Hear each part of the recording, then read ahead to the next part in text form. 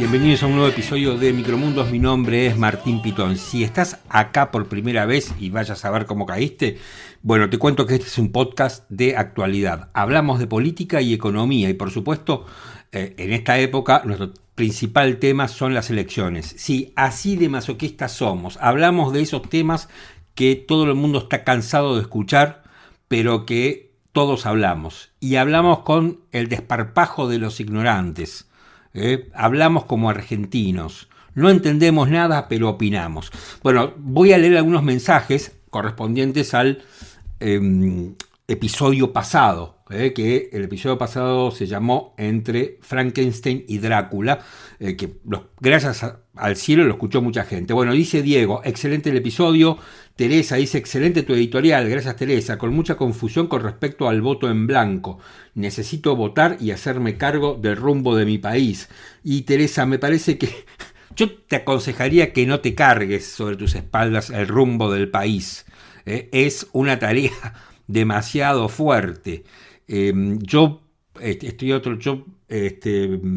decidido no hacerme cargo del rumbo del país y por eso voy a votar en blanco.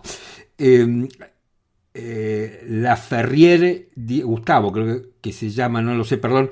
Martín, tus apreciaciones son siempre interesantes y desafiantes. Sin embargo, prefiero a Milei sobre cualquier opción. Abrazo. A ver, yo les cuento qué es lo que voy a hacer yo y mi apreciación, pero por supuesto yo respeto a todo. El que me diga, mira, yo voto a Massa por esto y esto, porque me da un horizonte, o voto a Milei porque quiero terminar con este y aquel y la casta y prefiero los dólares, no sé, todas cosas que Massa decía que va a hacer y ahora no sé cómo las va a hacer, que Milei, a mí me parece bien. Yo no discuto el voto de nadie, no soy un sommelier del voto. Alegre Agrelo dice, me gustó mucho siempre, ojo, el entrevistado era Facundo Suárez Lastra, el entrevistado del capítulo pasado, me alejó más de la Unión Cívica Radical, no recuerda Morales, Massa, Lustó, Cristina, Morales, Lavagna. Claudio dice, el otro mensaje, siempre esperando tu editorial, Martín. Y acá tengo un par de mensajes, gracias Claudio, tengo un par de mensajes de aquellos oyentes que nos escuchan a través de YouTube. Félix Guido dice, buenas tardes Martín, creo que en las circunstancias actuales el voto en blanco es votar por Massa, porque Massa está 6 puntos arriba de Milei, por lo tanto blanco, impugnado o no votar es directamente entregarle el gobierno al kirchnerismo. Abrazo. Bueno, yo no comparto eso con Félix, pero por supuesto respeto su opinión. Rela 67 dice, hace unos días comenté con unos amigos que este balotaje es como elegir entre Freddy y Jason, similar al título del episodio, gracias. Una amiga me dijo, prefiero a Jason porque de Freddy no hay escapatoria, ya que sí o sí tenés que dormir. Entonces me comencé a preguntar, ¿quién de los dos es Jason y quién es Freddy? Después de un tiempo de meditarlo, me parece que Freddy es Massa, que si caemos en sus garras no vamos a poder volver a salir. No es un pensamiento original, lo sé, pero creo que Massa es muy inteligente políticamente, muy ambicioso y dedicado a conseguir el poder. Massa no está pensando solo en llegar a ser presidente, como fue el caso de Alberto. Massa busca imponer su proyecto personal de acá en más, como lo hicieron los Kirchner. Ahora siente que es su turno. Él y Malena. Bueno, hay partes que coincido con el amigo Rela y otras partes que no. Dice Rela además que te escucho desde FM Identidad, coincido con vos la mayoría de las veces, pero a veces, como en este caso, no. Entonces aprovecho para reflexionar nuevamente. Un placer, gracias. Bueno, todos reflexionamos, yo reflexiono con las reflexiones de ustedes, y está bueno que no coincidamos, y está bueno que tengamos este intercambio que a mí me gusta muchísimo. Bueno, si a ustedes les gusta este podcast, pido muy fervientemente que nos recomienden, que nos pongan un like en cualquier parte, que nos hagan un retweet, que nos pongan 5 estrellas en Spotify, que nos dejen un comentario, que nos den una mano. Así nos pueden dar una mano y nos ayudan a crecer para que haya más gente con la cual podamos reflexionar y tener estos idas y vueltas tan divertidos y constructivos para todos. Ahora vamos con las voces de la semana.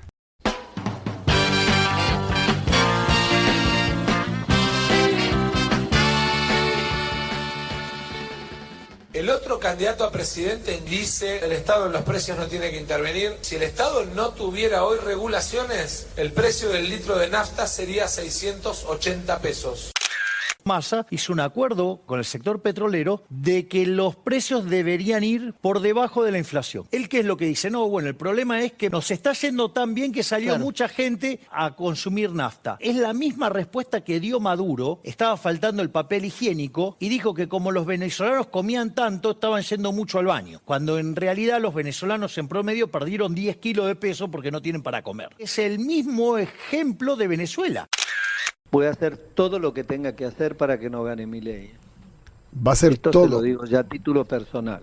Sí. Puede hacer todo lo que tenga que hacer, porque me parece que el debate respecto de los riesgos hacia la democracia que implica el fundamentalismo de Javier Milei son el primer debate. Es lo que anticipa todo.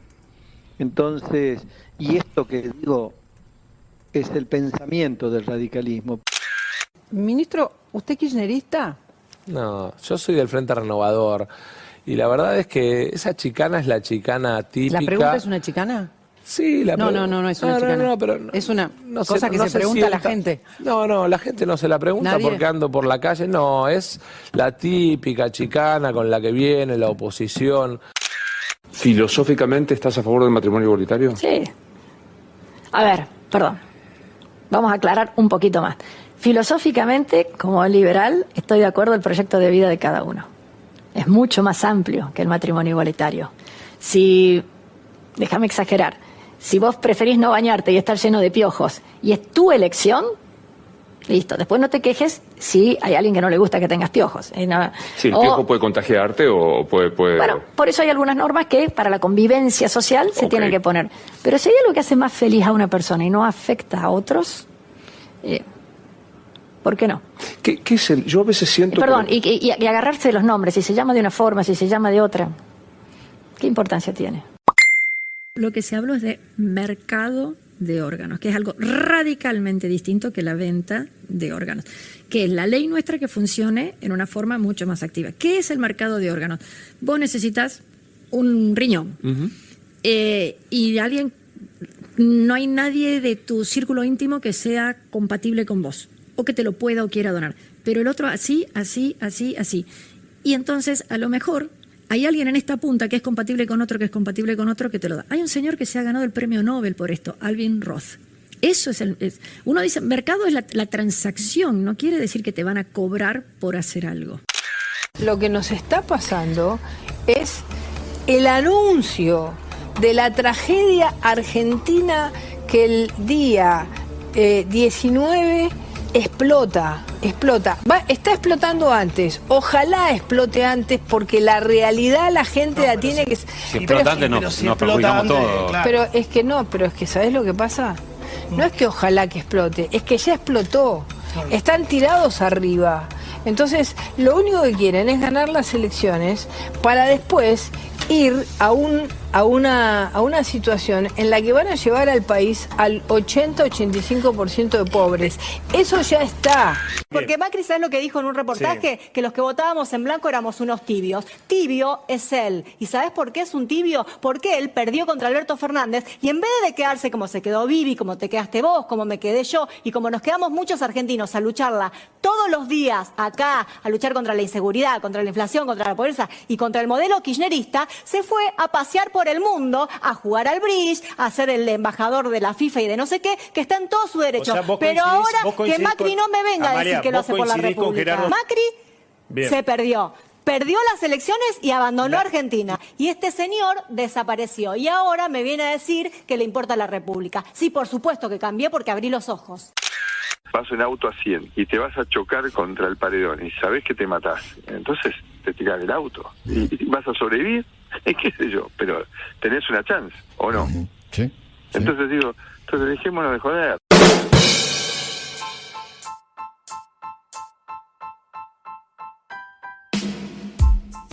No sé si a ustedes les pasa algo parecido a lo que me pasa a mí muchas veces. Cuando escucho el compilado de la semana, todas estas declaraciones que pegamos una detrás de la otra, dándole digamos, un poco un sentido, una suerte de diálogo entre los actores.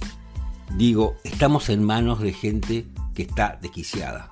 Digo, de un lado y del otro. Y esto no es por estar en Corea del Centro y no jugarme por ningún lado. No, la verdad es que me da la impresión que estamos en manos de gente que está muy mal. Y que sin lugar a dudas, sea quien sea el próximo presidente, no van a resolver los problemas. Digo, es muy difícil que vayan a resolver los problemas en la Argentina. En primer término hablaba Massa tratando de convertir la crisis de la falta de nafta en una suerte de triunfo del modelo, ¿no? Massa de acá lo que exponía era que gracias al modelo la nafta sale 680 pesos y tal vez sea un precio real de la nafta. Por algo faltó. Milei le contesta a Massa en el estilo Milei y haciendo un razonamiento comparándolo con el de Maduro cuando fue la crisis del papel higiénico en Venezuela, donde Maduro también trataba de hacer pasar una falla del sistema, es decir, los venezolanos muriéndose de hambre, diciendo o convirtiéndola en una suerte de triunfo. Gerardo Morales, presidente de la Unión Cívica Radical y gobernador de Jujuy, después de hablar en pos de la neutralidad que ha asumido la Unión Cívica Radical en un comunicado, dijo que él va a hacer todo lo posible para que no gane Milei. Así que y al principio dijo que ese era un pensamiento personal, pero que y después, a los 10 segundos, dijo que se trataba de lo que pensaba toda la Unión Cívica Radical. Es decir, que la Unión Cívica Radical lo que quiere es que no gane Milei y la neutralidad parecería que la dejó de lado, ¿no? Algo parecido a lo que viene haciendo Bullrich y Massa. La pregunta tal vez en el caso del radicalismo es si esa neutralidad que evidentemente han dejado de lado después de escuchar a Gerardo Morales llega, porque una cosa es que hacer todo lo posible para que no gane Milei. Ahora, si ese objetivo llega a ser o ayudar o colaborar a que gane Massa, ¿no? Sería interesante de saber qué va a hacer la Unión Cívica Radical, porque me parece que por momentos se quieren poner en el lugar donde los puso la sociedad, que es ser oposición, y por momentos pareciera que no. Massa enojado después, nuevamente Massa, en un reportaje que le hizo María Laura Santillán, que con buen criterio le preguntó si era kirchnerista, una pregunta obvia que nadie se la había hecho a Massa, y María Laura tuvo me parece a mí, el buen criterio de hacérsela, porque como nadie le cree nada a Massa, todo el mundo le debería hacer como preguntas básicas para saber quién es Massa. Bueno, Massa se enojó porque básicamente lo descubrieron, ¿no? Y Massa, claro, no quiere decir que es kirchnerista porque no le conviene. En algún momento le convino ser kirchnerista, ahora ya no le conviene más. Por eso Massa empezó su deskirchnerización y ahora le conviene hacerse pasar por una persona que es del centro, que es tranquilo, que es equilibrado, que va a juntar a todos para gobernar y que vamos a estar bárbaros. Y después habla, sin lugar a dudas, la estrella de la semana, que es Diana Mondino, la diputada electa por La Libertad Avanza y la vocera, se ha convertido en la vocera de Javier Milei. Y realmente lo de Diana Mondino a mí me sorprende, yo la conozco hace como 20 años, como muchos periodistas, y la verdad es que Aino Valesio le pregunta sobre el matrimonio igualitario y Diana Mondino empieza contestando bien, diciendo, bueno, como liberal respeto el proyecto de vida de cualquier persona. Y esa es una contestación acertada, es una contestación lógica, comprensiva, y después la embarra cuando se le ocurre aclarar algo que no tenía que ser aclarado porque era de muy fácil entendimiento. Respeto al plan de vida del otro. Claro, y después, para aclararlo y explicar lo que era obvio, hace una comparación con los piojos. Digamos que equipara el matrimonio igualitario con la decisión de una persona de no bañarse y como consecuencia de ello ser invadido por piojos. Entonces, bueno, no te quejes. Si vos decidiste no bañarte y te agarran los piojos, no te quejes. que sería, lo tendríamos que extrapolar, y siguiendo el razonamiento de ella, sería, bueno, si vos decidís casarte con una persona del mismo sexo, después no te quejes. Una cosa, digamos, algo que empezó bien terminó en una polémica, a la que siguió otra polémica, que reflotaron ya un clásico de La Libertad Avanza, que es el mercado de órganos. La palabra mercado, más allá que me la vengas a explicar y me la vengas a aclarar una y otra vez, y también me hables de la palabra transacción, da la impresión que en el medio hay una contraprestación. En plata, en otra cosa, en lo que vos quieras. Pero daría la impresión que te doy un hígado y me tenés que dar algo a cambio del hígado. ¿Por qué no se dejan de joder con el tema de los órganos? Es increíble. Esta gente, digo, se tira tiros en los pies. ¿Cuál es el tema? ¿Cuál es el problema que tienen con los órganos? Que vienen hablando del tema desde hace un montón de tiempo. Y lo peor de todo es que quieren explicar y quieren negar lo que ya firmaron. Acá el problema, no es que, porque Milei, cuando últimamente le preguntan sobre el tema del comercio de órganos, Milei dice, ese tema no es parte de la plataforma que nosotros presentamos, no va a ser parte de mi gobierno, dice Milei, y creo que tiene razón, porque de hecho no está en su plataforma política y Milei dice la verdad. El problema para mí, y que me parece que nadie se ha parado en este aspecto, es que Milei piensa que corresponde que haya un comercio de órganos. Él piensa eso, más allá que no lo vaya a implementar. Y a mí, honestamente, me da bastante temor que un presidente argentino crea que es correcto vender órganos. Después cambiarle, sacarle, ponerle. Es lo mismo que cuando a Milei, creo que fue Luciana Geuna, que le preguntó en alguna oportunidad si creía en la democracia. Y en vez de decir, porque la respuesta es una sola, sí, creo en la democracia, empezó, ¿leíste el teorema de tal tipo? No, ¿leíste? No, a ver, no me interesa si el premio Nobel que menciona Mondino habla del mercado de órganos. Vas a gobernar un país. No me importa el teorema de no sé quién que nadie leyó. Quiero saber si la democracia lo ves como un sistema que sirve para que todos vivamos en concordia. Eso me interesa. No me expliques más nada, no me aclares más nada. O sea, no quiero, me parece una salvajada que equiparen al matrimonio igualitario con un tipo sucio invadido por piojos. Está mal. Yo no quiero un tipo así, no quiero que gobierne la Argentina. Y bueno, y después habla, y esto me lleva a hablar después del voto en blanco, que quiero, tema al cual me voy a volver a referir. Bueno, después habló Amalia Granata, que con buen criterio criticó muy duramente a Macri. Argumentos que yo personalmente comparto mucho, ¿no?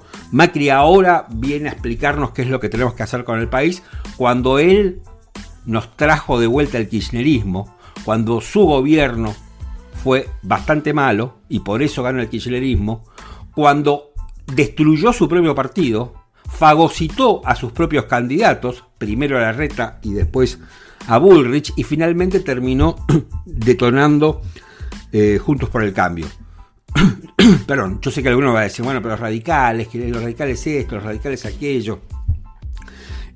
No sé, me parece a mí que Macri volvió a perder la oportunidad de convertirse en un estadista. O sea, Macri permanentemente pierde esas oportunidades. Distinto hubiera sido si Macri se hubiera sentado con Juntos por el Cambio y hubiera dicho, armamos una alianza con Milei, armamos una agenda parlamentaria con Milei, todo eso hubiera sido diferente. Incluso podría haber primereado a los radicales, si es que él sospechaba que los radicales estaban haciendo un acuerdo con Sergio Massa, si lo iban a traicionar. Pero bueno, lo cierto es que Macri hizo esto. Y me parece que Granata lo critica con acierto. Y después aparece el propio Macri, ¿no? Y aparece el propio Macri. Antes aparece Patricia Bullrich. Patricia Bullrich diciendo que explote todo. que es preferible que explote todo antes. Y eso que dice Patricia Bullrich, que después se desdice porque Lucas Morando le dice, bueno, si explota todo, los perjudicamos todos. A ver, Juntos por el Cambio siempre quiso que explotara todo.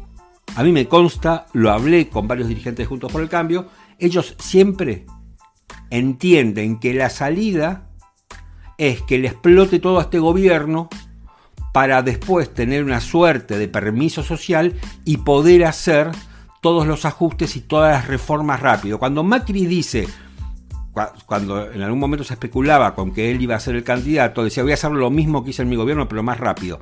Bueno, para hacer eso, dentro del PRO, Juntos por el Cambio, pero en especial en el PRO, era esto, la bomba le tiene que explotar a Alberto Fernández, le tiene que explotar a este gobierno. Ahora, lo que toda esta gente no se da cuenta es que cada vez que explota una bomba de estas, cada vez que tenemos un 2001, hay un montón de gente que queda fuera del sistema. Se dispara la pobreza, se dispara la indigencia, se dispara la desocupación, para que después ellos hagan el ajuste o implementen el plan que les parece. Y entonces, digamos, todo eso se hace en base al sufrimiento de la gente. Eso es lo que no entienden.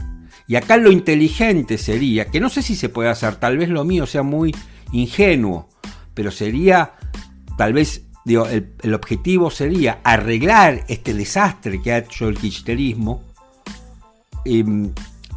tratando que no explote todo, o tratando que explote lo menos posible, o tratando de tener contención para aquellos que van a ser muy perjudicados.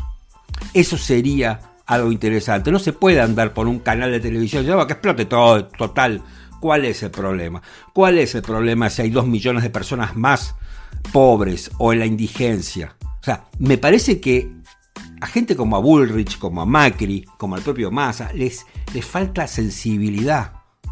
Me parece que ser gobernante de un país requiere sensibilidad, requiere ser humano. A toda esta gente le falta, cree que tiene un Excel y en eso, digamos, su mundo parece ser un Excel. Y finalmente habla Macri.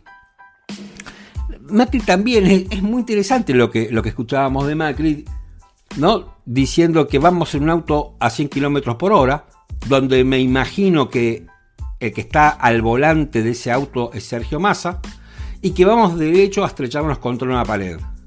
Y la salida que tenemos es saltar de ese auto a 100 kilómetros por hora. Que imagino que es votar a Milei. Saltar del auto es votar a Milei. Ahora, Macri dice, bueno, tenés 50% de posibilidades de salir con vida y 50% de morirte como consecuencia del salto. Y la verdad es que puede ser lo que dice Macri, que tenga 50 y 50. Ahora, lo que me da la impresión es que si me tiro de un auto a 100 kilómetros por hora y probablemente sobreviva, supongamos que tenga esa suerte, lo que seguro voy a tener como consecuencia de la caída es que me voy a fracturar varios huesos y que seguramente estaré mucho tiempo internado en recuperación. Entonces, ¿qué es lo que me está mostrando Macri? Con uno me mato, con Massa sería, y con el otro termino en terapia intensiva. Esas son las opciones que tengo como menú político, ¿no? Tal vez con uno sobreviva y quede un poco mal, ¿no? Ese sería el mejor de los escenarios, que sería Javier Milei. Y por eso, a mí me parece, por todo esto que acabamos de escuchar, yo personalmente voy a votar en blanco. Y voy a votar en blanco, a pesar que ahora dicen un montón de cosas sobre que el que vota en blanco vota más, lo cual no es cierto. Pero no es cierto porque, digamos, para convertirte en presidente en un balotaje,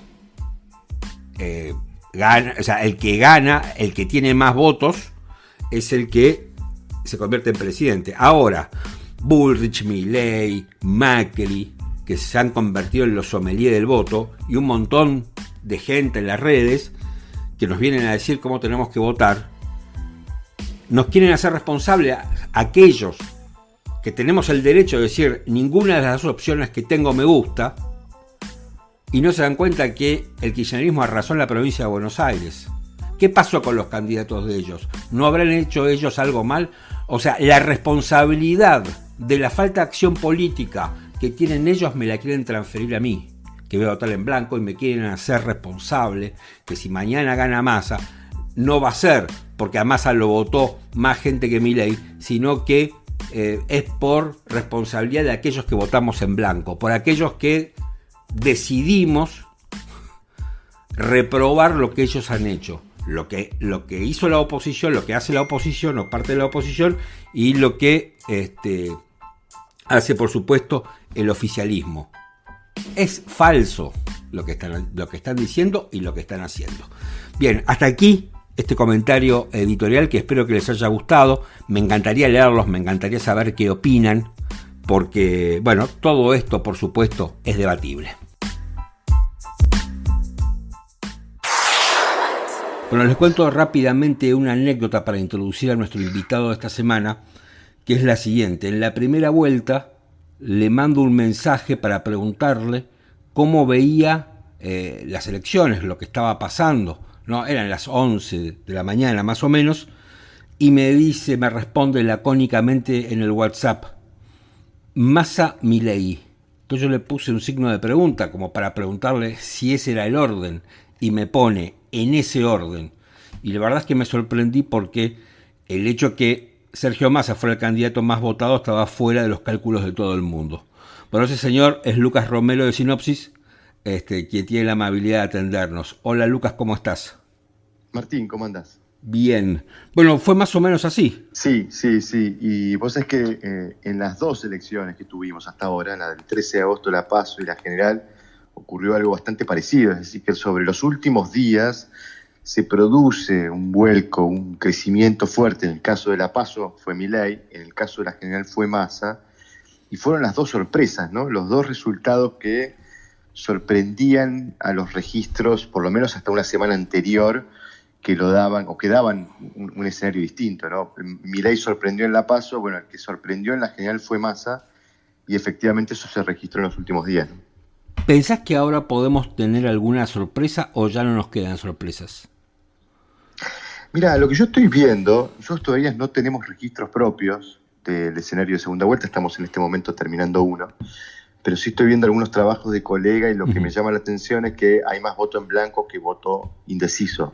Ajá. De hecho, en la previa, nosotros cuando consultábamos sobre los escenarios de balotaje, nos daban registros mucho más altos de voto blanco que de indecisos. El indeciso es alguien que se va a decidir por alguno de los dos y todavía no lo sabe. El voto blanco es alguien que dice: yo no voy a decidirme por ninguno de los dos. O sea, el del voto blanco dice: a mí este menú electoral no me gusta, no quiero ni pollo ni pasta. Exactamente. ¿Por qué lo resalto? Porque ese electorado probablemente en los últimos días o en las últimas horas va a estar sometido a una tentación de salirse de blanco. Cuando la pelea se vuelva más intensa, cuando la discusión se vuelva más intensa, cuando uno ya tenga el momento de la definición sobre la cabeza y sobre esa decisión de blanco, puede haber una tensión y puede que ese votante se termine volcando hacia un lado. ¿Cuál va a ser, qué tipo de comportamiento pudiera generarse en ese votante blanco? Bueno, que ese votante blanco se active por el rechazo a alguno de los dos, por querer evitar algo. Por eso, ¿por qué lo resalto? Bueno, porque pudiera ser un comportamiento que se diera hacia el final. Porque esa decisión de activarse, de decir, bueno, no, la verdad que yo dije que iba a votar en blanco, pero no quiero que ocurra tal cosa, va a ocurrir sobre el final. Entonces, naturalmente podemos tener sorpresas, sobre todo si lo miramos en relación a los registros previos, pero en todo caso podemos tener un segmento de votantes muy amplio, que es este que te digo, de voto blanco, que se esté definiendo sobre el final, con esta particularidad, ¿no? Que probablemente se defina más por rechazo que por simpatía. Ese votante blanco, el candidato que finalmente lo seduzca, no lo va a seducir por encanto, lo va a seducir por espanto, lo va a seducir porque a ese votante le nació un sentimiento de querer evitar algo. Por eso las campañas de balotaje son campañas muy negativas, ¿no? Son campañas en donde los dos rivales en realidad lo que hacen es señalar las amenazas que representa el otro candidato. Ahora, Los dos rivales, más allá, digamos, no están generando miedo por sus propias acciones más que por la crítica que le hacen al adversario. Esto es, Massa con el tema de las naftas. La gente de Milei hablando una vez más del tema de los órganos y hablando y comparando a los piojos con el matrimonio igualitario. Digo, ¿no es como que se están tirando tiros en los pies? Sí, a ver, me llevas a analizar un poquitito todo el proceso, porque los dos tienen algo de esto que vos planteás, pero por diferentes motivos.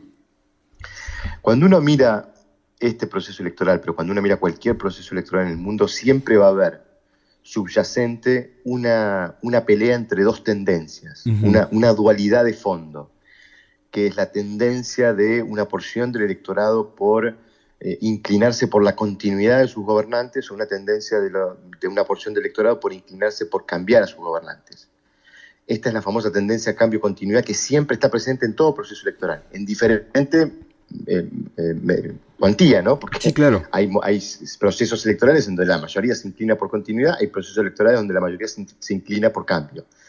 Este es un proceso electoral en donde la mayoría se inclinaba por cambio desde el comienzo y sigue siendo un proceso electoral en el cual cuando uno mira estructuralmente el comportamiento de los votantes, la mayoría demanda cambio. La mayoría está disconforme con lo que está viendo. Está disconforme con cómo esta clase gobernante le está resolviendo sus problemas. Este es el desafío que enfrentaba Massa. ¿Qué es esto que vos planteás? Es una economía que no enamora, todo lo contrario, genera bronca, genera desencanto, genera insatisfacción respecto de cómo se están resolviendo los problemas. Y esta es la condición bajo la cual Massa inició este proceso. Ahora, Massa tuvo desde el comienzo una estrategia, digamos, para ganar esta elección.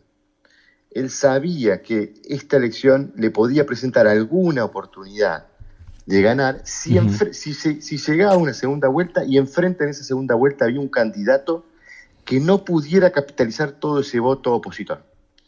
Y eso finalmente ocurrió. La pregunta es si ocurrió por virtudes de Massa o ocurrió por defectos de la dirigencia opositora, probablemente más por lo segundo que por lo primero. Y digo por lo primero porque uno supone que esa sorpresa de Milei en la PASO fue muy destructiva para la construcción de una oferta competitiva por el lado opositor, y uno asume que el peronismo le aseguró fiscalización a Milei en esa elección. Por eso digo, un poco, ¿no?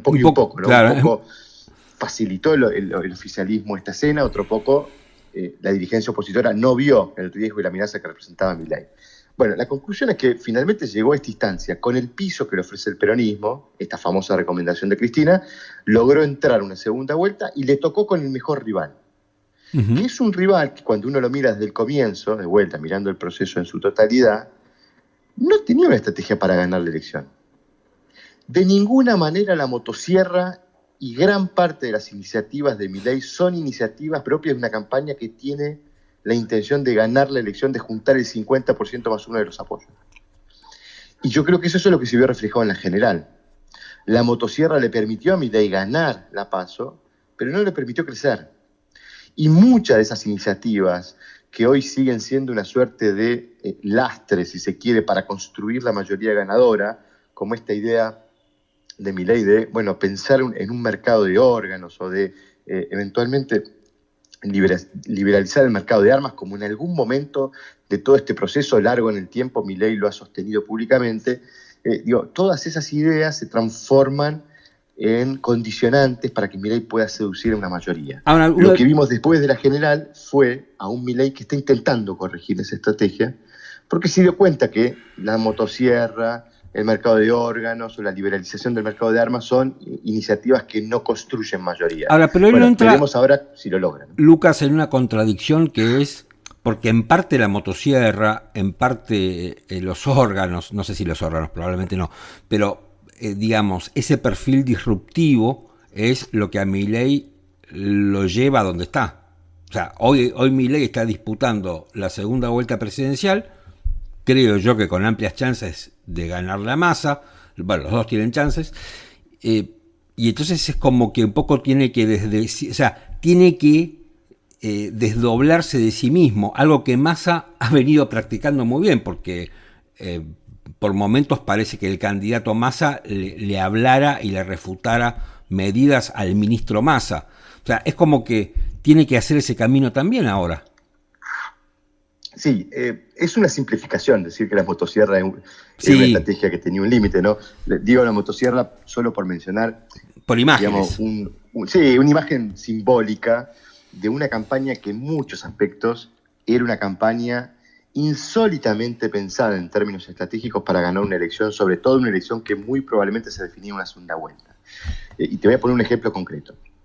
4 días antes de la elección general, este candidato Milei, en su acto de cierre, vaya si no un acto importante, y sabiendo que muy probablemente la elección se podía definir en una segunda vuelta y que muy probablemente esa segunda vuelta iba a ser con Massa, o sea, teniendo estos elementos en la escena para planificar estrategia electoral, en su acto de cierre, en un momento, él hace referencia al candidato a jefe de gobierno en la ciudad oficialista, Leandro Santoro, por su origen radical, y casi celebra con toda su audiencia todo su enojo hacia el radicalismo y su diatriba contra las figuras que representan el radicalismo, las figuras del presente y del pasado que representan el radicalismo, cuando era obvio que Milei iba a tener que ir a disputar y a seducir a ese electorado, que iba a ser un electorado bajo disputa, porque es un electorado opositor, que en todo caso se inclinaba por otras opciones. Es decir,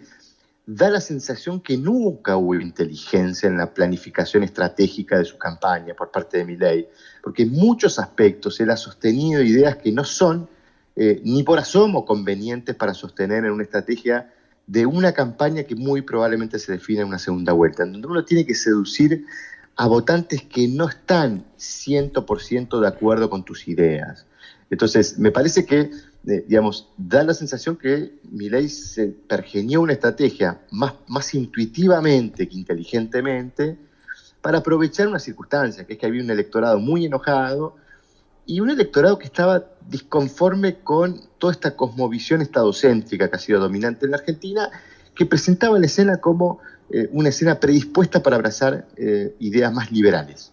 Eso lo llevó, creo, a cometer el error, que creía que con eso ganaba la elección, que con eso juntaba el 50+1, y hoy está teniendo dificultades. Hoy está teniendo que administrar una sábana corta porque tuvo que declinar muchas de sus aspiraciones, muchas de sus ideas. Parte del acuerdo con Mauricio Macri y con Patricia Bullrich, por ejemplo, tuvo la necesidad de esclarecer que Milei no iba a romper relaciones con Rusia, ni con Brasil, ni con China. Una consigna, una propuesta, una idea de campaña absolutamente insólita para construir una mayoría de 50+1. Entonces, hubo mucho de esto en la campaña de Milei, y por eso, para Massa, Milei terminaba siendo el candidato más conveniente, porque era el candidato que no seducía, sino que asustaba a una porción importante del electorado, que es la que hoy le permite a Massa transformar esta elección en competitiva en este contexto económico tan particular para un candidato oficialista y siendo Massa ministro de Economía. Ahora, a medida que transcurre la campaña, lo ves a Massa kirchnerizándose. Digamos, me parece que hay como una especie de síndrome de Alberto Fernández, donde nadie quiere, o donde Massa quiere dejar muy claro que si gana el presidente va a ser él, que Cristina no lo va a manejar y que no va a ser el títere de nadie. De hecho, creo que por eso es que se enoja tanto cuando María Laura Santillán le pregunta si es kirchnerista, ¿no? Me parece que... Y al mismo tiempo Milei es como que va recorriendo el camino inverso. Aparece Macri como una suerte de regente, ¿no? O de tutor, donde incluso da la impresión que el candidato es Macri, no es Milei. Entonces, y pareciera que ese experimento que hizo Cristina con Alberto se puede correr a Milei en el caso que gane. Digamos, no sé si coincidís con esta lectura y si esto tiene algún impacto en la gente, o si la gente lo percibe o no le importa. Bueno, forma parte de las estrategias de campaña, ¿no? Uno trata de hacerle ver a la gente algo que la gente tiene que creer, para efectivamente después eventualmente conectar con esa idea, con esa propuesta y simpatizar y eventualmente votar a ese candidato. Yo, tengo la impresión que los dos vienen haciendo lo que la escena les pide. El problema es que Massa lo viene haciendo desde antes. Milei lo está haciendo ahora. Okay. ¿Y por qué digo Massa lo viene haciendo desde antes? Porque la verdad es que Massa está ejecutando el único guión posible para ejecutar en esta campaña. Primero, tratar de deskirchnerizarse es una condición natural para cualquier candidato que tiene el kirchnerismo adentro. Uh-huh. ¿Por qué? Porque el kirchnerismo tiene un sentimiento refractario constituido en una mayoría de los votantes. Los votantes no pueden votar nada que parezca o que huela a kirchnerismo. Y en esto, digamos, la ejecución del guión por parte de Massa ha sido una ejecución correcta. Cristina desapareció de escena y Massa se muestra él solo, uh-huh, casi como si fuera una expresión nueva. Pero además lo insinúa en muchas de sus propuestas. Esta idea del gobierno de unidad nacional, que es una propuesta electoralista, naturalmente tiene, yo digo, dos objetivos esenciales. Uno es el de decir o el de transmitir la idea de que si yo gano comienza algo nuevo. Y eso es porque en esta escena de una mayor parte del electorado demandando cambio, Massa les tenía que dar algún tipo de cambio. Bueno, el cambio que les ofrece Massa es bien un gobierno de unidad nacional. Después estará la gente si le cree o no, ¿no? Y probablemente la gran mayoría no le crea. Pero en todo caso la estrategia es la que la escena le pide. El otro objetivo con el gobierno de unidad nacional es seducir a esa porción del electorado de votantes opositores que no simpatizan con Milei, ¿no? Que son, yo diría, el segmento más socialdemócrata de Juntos por el Cambio. A ese electorado está, dirigida la propuesta del gobierno de unidad nacional. Por el lado de Milei también empezó a hacer lo que la escena le pedía, y naturalmente le pedía ir a abrazar y acordar con Mauricio Macri y con Patricia Bullrich para tratar de facilitar que esa migración de votantes que él desea entre Bullrich y su propuesta política en esta segunda vuelta se produzca. Si Milei capitaliza el 24% de los votos de Bullrich, gana la elección. Entonces, está haciendo lo que la escena le pide. Ahora, en el caso de Milei, eso implica deformar un poquitito su perfil, uh-huh, ¿no? Bajando algunas banderas, resignando algunas consignas y teniendo que ir a abrazar a parte de la dirigencia política con la que él, a la que él cuestionó con toda esta narrativa anti-establishment de la campaña anticasta, si se quiere. Entonces, es una sábana corta para Milei, pero lo tenía que hacer. En el más menos probablemente pueda haber riesgo de que algo pierda, pero seguramente va a ganar mucho más de lo que pierde. Nos quedará la duda, y la resolveremos el 19 de noviembre, si eso más que ganó le permite ganar la elección, pero está haciendo lo que le pide, y la verdad es que ahí, de vuelta, la gente tendrá que creer que Milei, se moderó, logró dialogar con parte de la casta, y logró acordar con esos sectores, un rumbo para ofrecerle a la gente una propuesta de cambio que pueda capitalizar efectivamente toda esta mayor demanda de cambio que hay en el electorado. Lucas, te hago la última.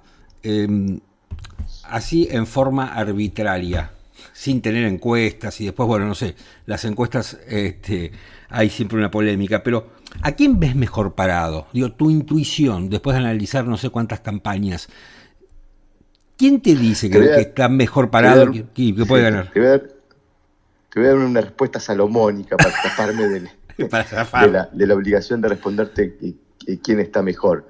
Porque yo digo, si la escena la mirás cuantitativamente hablando, sí, y es como que te lleva a pensar que Milei tiene buenas chances de ganar la elección. Milei sacó el 30% de los votos afirmativos, una candidata como Bullrich que tuvo una propuesta muy opositora al gobierno, muy cuestionadora de lo que el gobierno viene haciendo, sacó el 24%, y después hay un candidato como Juan Schiaretti que sacó casi el 7%, y que parte de esos votos lo sacó en una provincia como Córdoba, que es esencialmente una provincia antikirchnerista, que le cuesta votar a alguien que está asociado al kirchnerismo. Es decir, vos mirás la escena cuantitativamente hablando y decís, no puede no ganar el candidato que enfrente a Massa. Ahora, lo mirás cualitativamente hablando, y parte de lo que ya dije a lo largo de la entrevista, ¿no? Ves un candidato hiperprofesional que ejecuta el guión a la corrección, que sabe actuar este rol, ha sido candidato 9 de las últimas 11 elecciones, muestra claridad para expresarse, muestra claridad en la estrategia electoral, entiende lo que la escena le pide, muestra un espacio cohesionado en donde no hay discusiones, no hay fisuras, en un contexto donde tiene enfrente un candidato que muestra todo lo contrario, desprolijidad, de falta de profesionalidad en la ejecución de este rol, dificultades para expresarse, sobre todo en aspectos que no domina, no es un candidato que se preparó, que estudió para este rol, que se lo ve desprolijo, se lo ve desalineado, se lo ve falto de una estrategia, no hay una visualización de un espacio cohesionado detrás que dé garantías de gobernabilidad, muchísimos interrogantes. Entonces, desde lo cuantitativo da la sensación que Milei tiene la chance, desde lo cualitativo da la sensación que Milei presenta mucho más riesgos frente al electorado de lo que pudiera presentar Massa aún en este contexto, ¿no? Es como si... O sea, está para cualquiera. Famosa, malo conocido que bueno por conocer, no pareciera ser que desde lo cualitativo Massa pudiera encontrar una opción para, bueno, o para generar que esa porción del votante opositor refractario a Milei no vote y le permita tener una ventaja, o de seducirlo finalmente a su favor, asustándolos con el riesgo de Milei, ¿no? Lucas, muchísimas gracias por estos minutos. Te mando un abrazo grande. Un abrazo grande, Martín. Chao, hasta luego.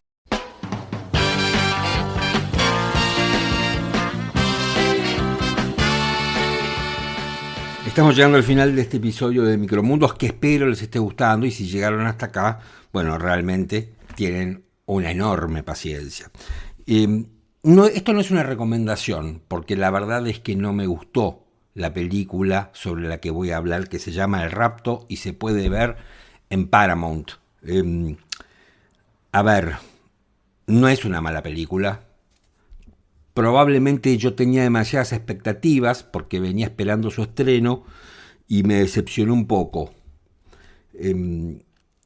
No sabía que esta película estaba basada en el libro El Salto de Papá, que escribió el periodista Martín Sivak. Martín Sivak es un excelente periodista argentino que creo que trabajó durante un tiempo en el diario La Nación y hoy escribe en El País de España. Pero la película está basada en El Salto de Papá de Martín Sivak, donde en ese libro se cuenta la historia de su padre, Osvaldo Sivak, que en la película sería Julio Levi, que está encarnado por Rodrigo de la Serna. A ver, la familia Sivak tenía un banco, ese banco en algún momento quebró, entiendo que su papá, Osvaldo Sivak, tuvo depresión y terminó suicidándose. La película transcurre apenas llegada la democracia, ¿no? En los albores del gobierno de Raúl Alfonsín, donde en aquel momento las bandas de la dictadura seguían operando y se las denominaba mano de obra desocupada. Y seguían ya haciendo trabajos por cuenta propia y se dedicaban, entre otras cosas, a los secuestros. Es así que en la película secuestran al hermano del personaje que encarna de la Serna, que es Julio Levi, que es parte de una familia que tiene una financiera. Y que la película empieza con él retornando a la Argentina luego de un exilio forzado por la dictadura. Se reincorpora al negocio familiar, al poco tiempo secuestran al hermano. Y a partir de ahí empieza la película con toda la trama y cómo se va desarrollando todo, y las negociaciones, y van a ver a unos y a otros, y el pago del rescate y demás. A mí, yo no sabía yo no sabía que la película estaba basada en la historia de Sivak. La verdad es que no me había tomado el trabajo de leer ninguna reseña ni absolutamente nada. Lo leí ahora para hacer este comentario y después de haber visto la película. Y a mí me daba la impresión, sin saber esto, que la película estaba basada en los Greiber, o que podía estar basada en parte de los Greiber, especialmente por algunas menciones y algunos guiños que hay en la película. Pero después me desayuné con que no. Creo que, no leí el libro, pero me da la impresión que el libro debe ser mucho mejor que la película. La película arranca muy bien. La actuación de la Serna está bárbara. El problema es que después es como que la historia empieza a diluirse y no sabes muy bien para qué lado va. Está dirigida por Daniela Goggi, que en el 2015 dirigió Absurda y en el 2016 El Hilo Rojo. Creo que estas dos con la China Suárez como protagonista. Y en materia de series, Daniela Goggi dirigió María Marta, El crimen del country, en el 2022, que está en HBO Max. Obviamente esto por el asesinato de María Marta García Belsunce. No es una película mala, no podemos decir que es una película mala, seríamos injustos. Es una película que no cumplió al menos mis expectativas, con lo cual todo lo que estoy diciendo es absolutamente subjetivo. Me hubiera gustado que estuviera mejor, que la historia fuera mejor contada, insisto.